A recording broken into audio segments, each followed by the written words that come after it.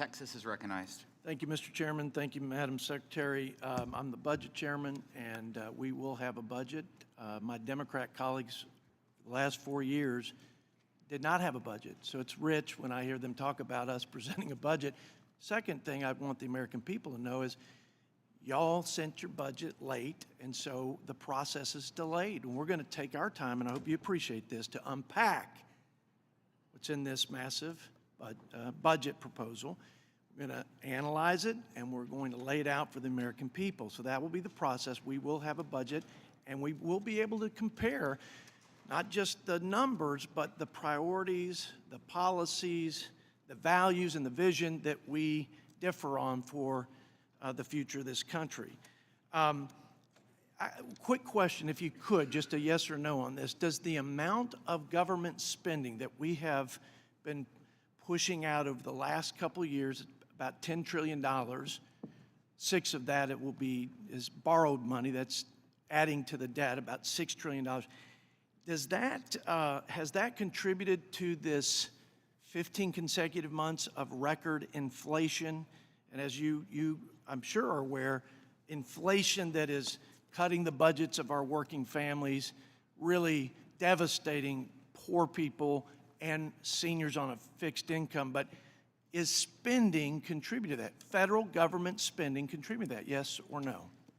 Well, I believe that that was critically important support to make sure we didn't end up with a scarred labor force at a time when the risk was we could see. So is that a yes, that has spending contributed to inflation? Just yes or no?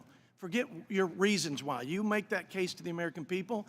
I'll say that the American Rescue Plan that was Democrat supported, no Republicans, jammed through, was more about bailing out union pensions and paying teachers' unions for schools that never opened to our children. We can debate that point. Well, Does spending contribute to inflation? I believe that most of the inflation we've experienced reflects disruptions from the pandemic, Madam Speaker, the supply side of the economy. Madam Secretary, please, and with all due respect, I ask for a simple answer. The American people know that the spending that has flooded the marketplace has created this gap in supply and demand, and it is punishing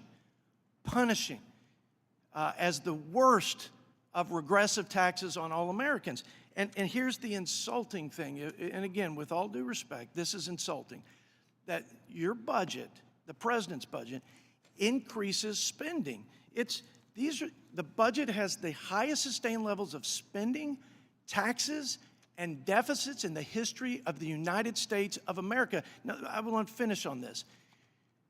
You've requested $100 billion more in just discretionary spending.